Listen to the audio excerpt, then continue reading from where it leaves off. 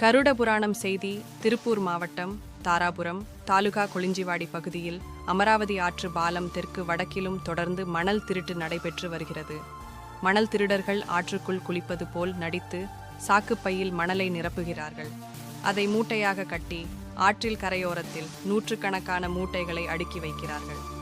அதை இரவு நேரங்களில் யாருக்கும் தெரியாமல் டூ வீலர் மூலம் விநியோகம் செய்கிறார்கள். இவர்களுக்கு வேறு எந்த வேலையும் கிடையாது. ஆற்று மணலை திருடி விற்பனை செய்வதே இவர்களின் தொழிலாகும். ஒரு மூட்டை சாக்கு மணல் ரூபாய் 200 முதல் 300 வரை விற்பனை செய்கிறார்கள்.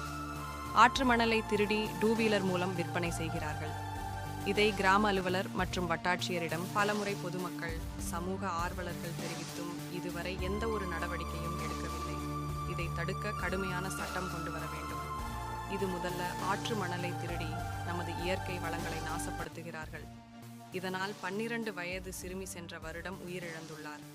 ஆகவே இதற்கு மாவட்ட நிர்வாகம் விரைவு நடவடிக்கை எடுக்க வேண்டும் என அப்பகுதி மக்கள் கோரிக்கை விடுத்து வருகின்றனர்.